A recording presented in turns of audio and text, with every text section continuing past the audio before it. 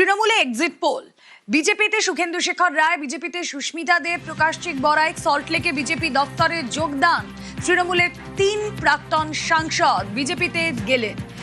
তৃণমূলের রাজ্যসভার 3 প্রাক্তন সাংসদ বিজেপিতে, 3 জনেরই জুনে রাজ্যসভা সাংসদ পদ থেকে ইস্তফা।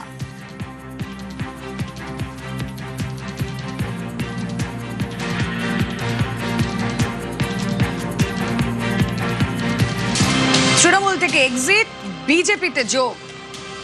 তৃণমূলের রাজ্যসভার 3 সাংসদ, প্রাক্তন 3 সাংসদ, তারা এবার বিজেপিতে যোগ দিলেন। বিজেপিতে সুখেন্দু, সুস্মিতা, প্রকাশ। প্রশ্ন জোরালো এই সময় যে এই 3 জনেই কি রাজ্যসভায় বিজেপির প্রার্থী? 24শে জুলাই রাজ্যসভার নির্বাচন।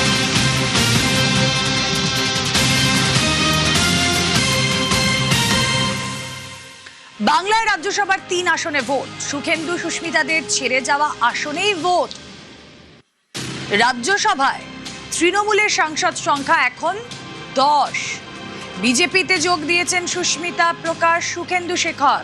এবার কি বিজেপির সাংসদ হচ্ছেন? 4 ঘন্টার তৃণমূলের জন্য দরজা বন্ধ। যারা মানুষের সম্পত্তি লুট করেছেন তাদের জন্য দরজা বন্ধ। নির্বাচনের আগে আমি বারবার আহ্বান জানিয়েছি কংগ্রেসের ভোটারদের কাছে, বামপন্থী ভোটারদের কাছে, এবং স্পষ্ট করে এটা বলেছিলাম, যারা চাকরি বিক্রি করেননি, চাকরি কেনেননি, সিন্ডিকেটে অংশগ্রহণ করেননি, যারা নিরপরাধ মানুষের ওপরে নিজের আধিপত্যবাদ চাপিয়ে দেননি, যারা মানুষের গণতান্ত্রিক অধিকারগুলোকে পদদলিত করে দেননি, যারা টেন্টেড নন, যারা অপ্রাসঙ্গিক মমতা বন্দ্যোপাধ্যায়কে প্রাসঙ্গিক করবার জন্য বিপরীত পরিস্থিতিতে নিজের ঘাম রক্ত দিয়ে দেওয়ালে ঘাসফুল চিহ্ন এঁকেছিলেন, তাদের কাছে আহ্বান জানিয়েছিলাম যে আপনারা পশ্চিমবঙ্গের স্বার্থে, আপনাদের পরবর্তী প্রজন্মের স্বার্থে এই নির্বাচনে তৃণমূলকে সরিয়ে দিন। প্রত্যেকেরই একটা অতীত আছে, সাধুরও একটা অতীত থাকে। এই মুহূর্তে সুখেন্দু শেখর রায়, সুস্মিতা দেব, প্রকাশচিক বড়াইকের একমাত্র পরিচয় তারা বিজেপি কর্মী। কেন বিজেপিতে যোগদান করলেন?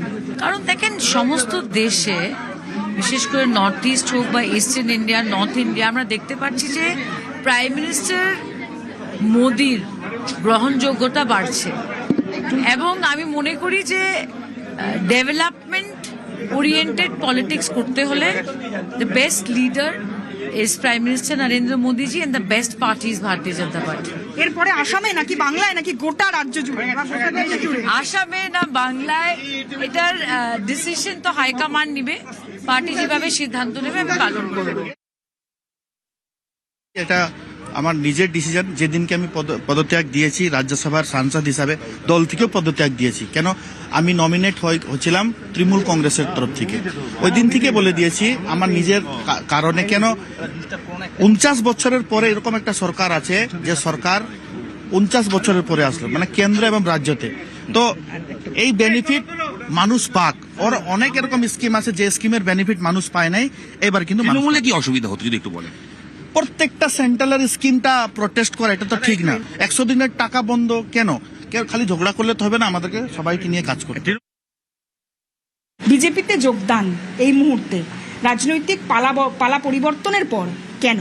দলের অভ্যন্তরে যা কিছু ঘটছে এটা সব ঠিকঠাক চলছে না, এবং গোটা রাজ্যটাকে কিছু গুন্ডাদের হাতে, কিছু তোলাবাজদের হাতে, কিছু রেপিস্টদের হাতে তুলে দেওয়া হয়েছে। যারা তৃণমূল গঠন করেছিলেন, যারা বামফ্রন্টের বিরুদ্ধে লড়াই করেছিলেন, তারা ক্রমশ পিছু হতে হতে দেওয়ালে গিয়ে পিঠ থেকে গেল। আর কতগুলো ধান্দাবাজ, তোলাবাজ, দুর্নীতিপরায়ণ, রেপিস্ট, এইসব লোকগুলো পার্টির বিভিন্ন পদ তারা দখল করলো। তার মধ্যে একটা ভাড়াটে বাহিনী আসলো আইপ্যাক নামে। এই কথাগুলো আমাকে কাউকে বুঝিয়ে বলার দরকার নেই। বাংলার মানুষ সচক্ষে দেখেছেন। তাদের মধ্যে যা অনুভূতি ঘটেছিল তার বহিঃপ্রকাশ তারা ঘটিয়েছেন। ইট ওয়াজ এ সাইলেন্ট রেভলিউশন। ভাঙন যখন অনিবার্য হয় তখন চূড়ান্ত ভাঙন হয়। ওদের অবস্থা কোথায় হয়েছে ওদের নিয়ে বেশি গুরুত্ব দিয়ে লাভ নেই। এখন ভারতীয় জনতা পার্টির নেতৃত্বে বাংলায় বিনিয়োগ আসবে, শিল্প আসবে। যে 49 বছরে বামফ্রন্ট এবং তৃণমূল মরুভূমি পরিণত করেছে বাংলাকে, সেই মরুভূমিতে মরুদ্যান তৈরি হবে। এই আশা নিয়ে আমি আজকে জীবন উপান্তে এই ভারতীয় জনতা দলে আমি যোগ দিয়েছি। তার সাথে সাথে আমার যে পাপের প্রায়শ্চিত্ত, আমি নিজে কোনো পাপ করিনি, আমার বিরুদ্ধে কেউ আঙুল তুলতে পারবে না, কিন্তু পাপীদের সঙ্গে তো ছিলাম, সেটাও তো একটা পাপ। সেই পাপের প্রায়শ্চিত্ত করাটাও তো আমার কাছে জরুরি। সেই কারণে আজকে আমি ভারতীয় জনতা দলে যোগ দিয়েছি, এবং যে তারা যে আমাকে গ্রহণ করেছেন তার জন্য আমি তাদের সবার কাছে কৃতজ্ঞ। পাপস্খলন করলেন তিনি পাপীদের সঙ্গে থেকে, এমনটাই জানালেন সুখেন্দু শেখর রায়। ক্যামেরায় দীপঙ্করের সঙ্গে সুস্মিতা, নিউজ 18 বাংলা, কলকাতা।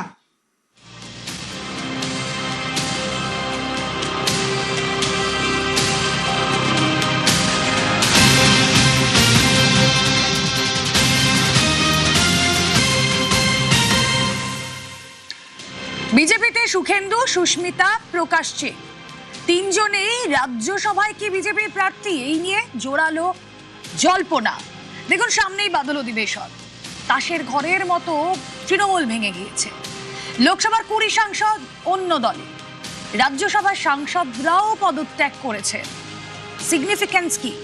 নিউজরুম থেকে সরাসরি রয়েছেন কমলিকা সেনগুপ্ত। কমলিকা, দেখো, প্রথমেই বলে রাখি যে এটা আর বলার অপেক্ষা এখন রাখছে না। আমাদের সূত্র মারফত আমরা যেটা জানতে পাচ্ছি যে সুখেন্দু শেখর রায়, সুস্মিতা দেব এবং প্রকাশ চিক বড়াই, এই তিনজনই রাজ্যসভার টিকিট পেতে চলেছে। এটা আর সময়ের অপেক্ষা, কিন্তু এটা হতে চলেছে, এটা খুব স্পষ্ট। এবার দেখতে হবে যে আমাদের বাদল অধিবেশন সামনেই আসছে, এবং এই বাদল অধিবেশনের আগে এই এনডিএতে এই তিনজন তো রইল। আমরা আগে দেখি তৃণমূল কংগ্রেসে কতজন রাজ্যসভার সাংসদ ছিল। 13 জন রাজ্যসভার সাংসদ ছিল, তাদের মধ্যে থেকে 3 জন ইস্তফা দিলেন। তারা কারা? তারা সুখেন্দু শেখর, সুস্মিতা দেব এবং প্রকাশ চিক বড়াই। এবং যদি আমরা দেখি, এই প্রথম বিজেপি দরজা খুলল, কিন্তু কাদের জন্য খুলল? তারা যাদের স্বচ্ছ ভাবমূর্তি রয়েছে, যাদের সঙ্গে একটা রাজনৈতিক ইতিহাস রয়েছে, যেরকম সুখেন্দু শেখর রায়, ওনার এবং ওনার পরিবারের সঙ্গে একটা রাজনৈতিক ইতিহাস রয়েছে। ওনার বাবার সঙ্গে ডক্টর শ্যামাপ্রসাদ মুখার্জির সম্পর্ক, এবং এই গোটাটা মিলিয়ে কেউ বলতে পারবে না যে সুখেন্দু শেখর রায়ের উপর কোনো রকম কোনো দাগ রয়েছে, স্বচ্ছ ভাবমূর্তি।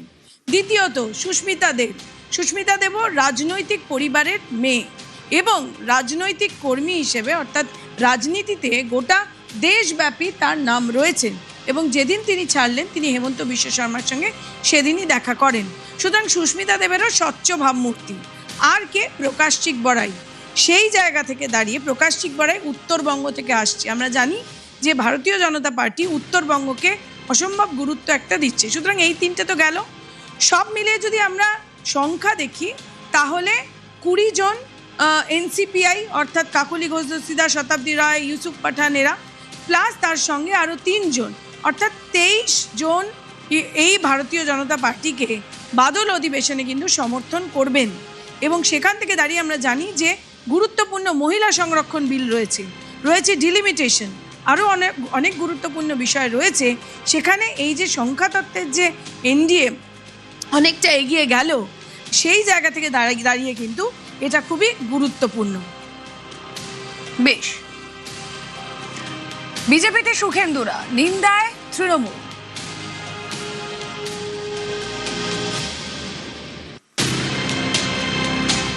এই যে প্রথমে তৃণমূলের বিরুদ্ধে বলা, তারপরে তো যোগদান করার ছিল, এটা যোগদান মেলা হলো। সুখেন্দু তো অমিত শাহকে গিয়ে ওর বাবার লেখার চিঠি দিয়ে এসছে।